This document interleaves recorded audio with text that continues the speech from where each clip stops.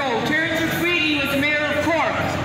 And he died in a London prison after 73 days on hunger strike. And Paul is 27 days on hunger strike.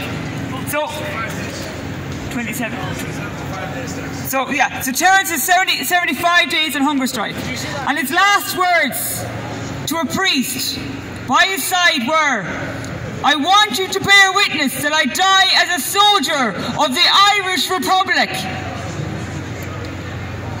That's what Terence McSweeney's last words were to a priest by his side in 1920, after 75 days on hunger strike in a British prison, in a London prison.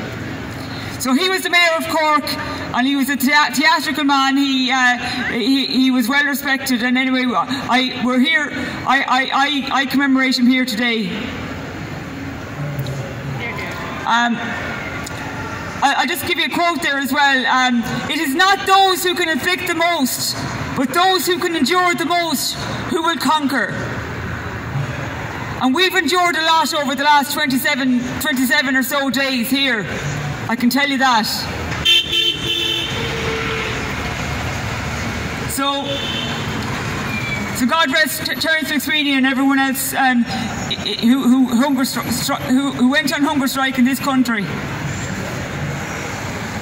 So I want to talk about one of the demands there, the fuel poverty in this country, part of the cost of living as well. So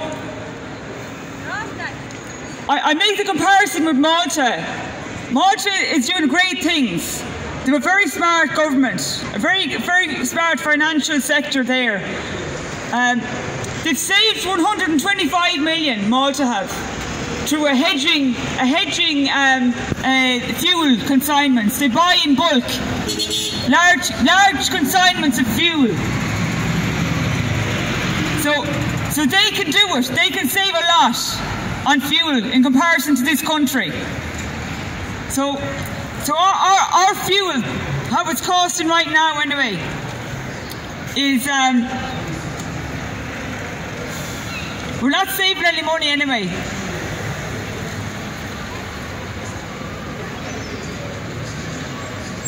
Sorry, just a moment. Yeah, we're not saving any money in this country regards to fuel. We want to, as part of our demands, we want to reduce the fuel price to €1 per litre. €1 per litre. That'd be nice, wouldn't it? So the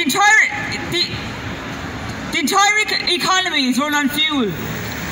Farmers, truck drivers, and all machinery run on fuel, right? In Ireland. In Ireland, the cost of diesel in March 2020 was €1.10 per litre. Malta is in the EU, just the same as Ireland. When our government tell us that they cannot lower the fuel price per litre, they lie. Our government lie about that. If Malta can do it, we can do it. Malta is €1.34 per litre, and Ireland is €2 per litre.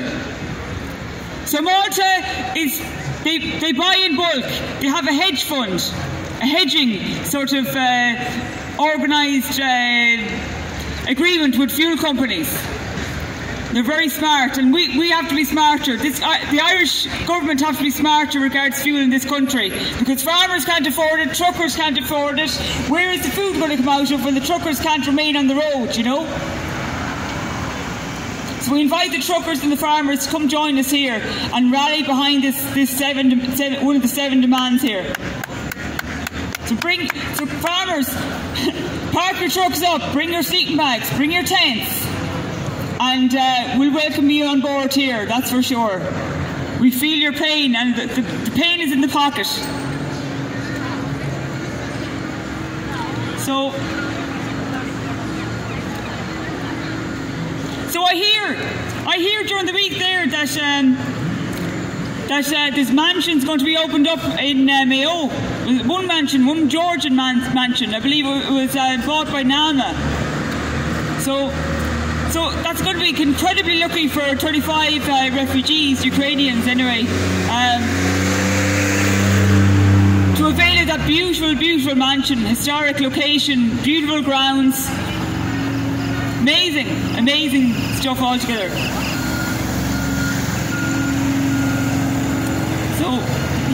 So there's many pregnant Irish mothers on the streets, and I'd love to hear that some of those women would be housed in a mansion at some point, because God knows they need it. Because all they're being offered by the Minister for Housing, Darrell Green, is a sleeping bag. That is all, a sleeping bag. And I've met some of the women as well. And things haven't changed in the last 7 years. The same. You can research it there. Plenty of mothers there being offered a sleeping bag, being thrown to the wolves by the Minister for Housing, Darrell Green, and the others that don't plan out compassionately services to allow mothers to remain safe in that position that they find themselves in, challenged by their circumstances, traumatic circumstances, domestic abuse, etc., etc. And where is the care of the unborn child and all of that?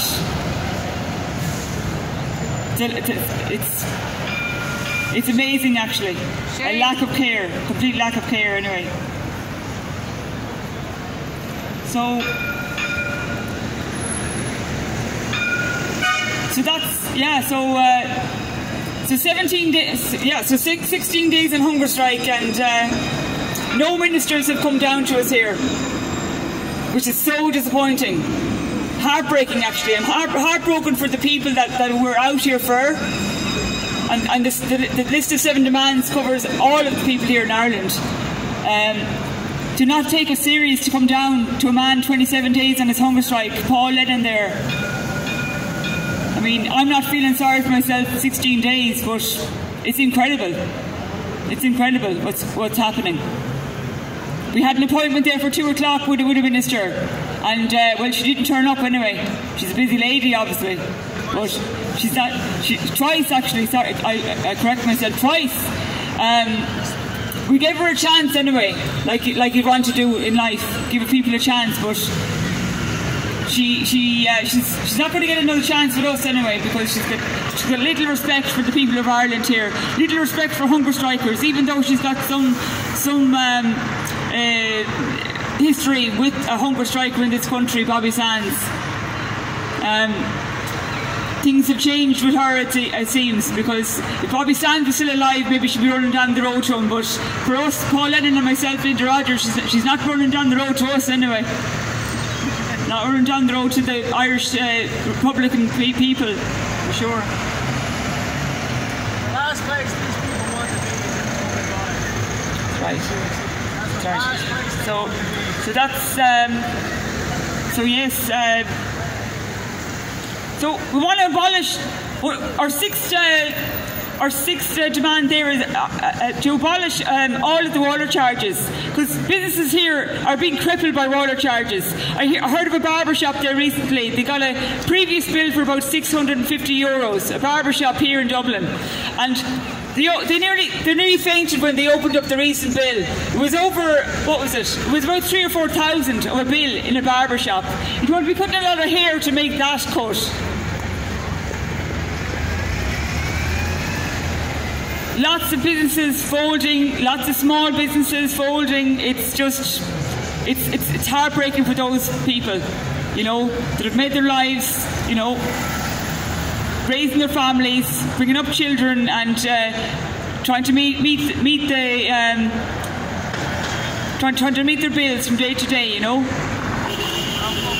And during the last 2 years, the crippling, closures and that, and the large multinational businesses, big businesses allowed to stay open, which are now,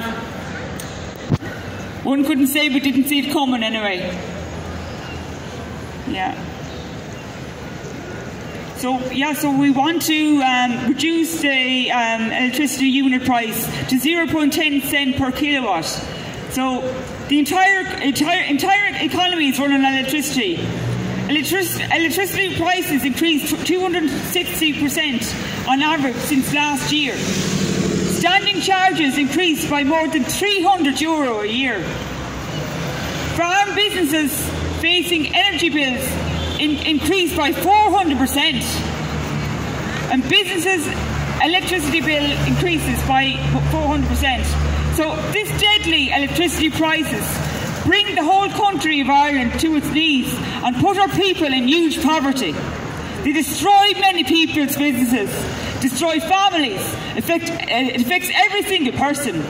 So as a result of destroying small businesses, small medium businesses with electricity prices, big businesses, corporations will take their customers and will create monopoly.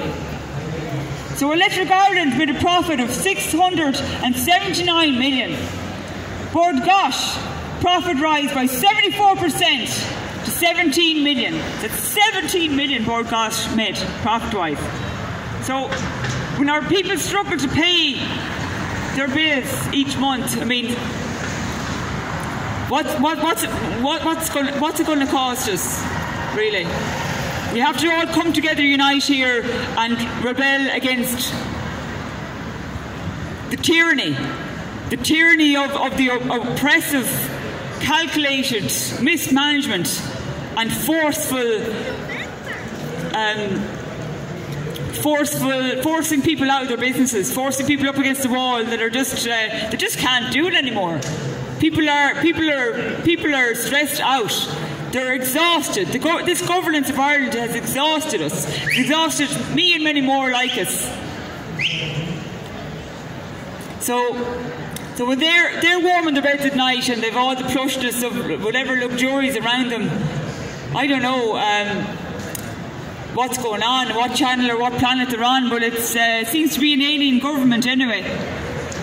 Alien to our own people, alien to the farmers, the truckers, the people cutting turf in this country. So I wrote a letter to, I served 3 ministers over a week ago now, and none of them have approached us or even replied via email, or well, not via email. I said my address is right here in this tent, on GPO, on this traffic island. So no, unless they're I don't know, backward or something, I'm very easily found anyway. Very easily found we are. So I quoted part of the Proclamation of Independence there in 1916 to them. So I said to them, the Irish Republic is entitled to and hereby claims the allegiance of every Irishman and Irishwoman. The Republic guarantees religious and civil liberty, equal rights and equal opportunities to all its citizens, and declares its resolve to pursue the happiness and prosperity of the whole nation and of all its parts, cherishing all the children of the nation equally, and oblivious of the differences carefully fostered by an alien government. And that's what they are to me, is an alien government. So they want to come down to this earth now, put their feet in the soil and listen to the people of this land. And they want to do it right now, before it's too late. 27 days on hunger strike. Paul is 27 days on hunger strike. And I'm 16 days on hunger strike. So they want to come down now. Thank you.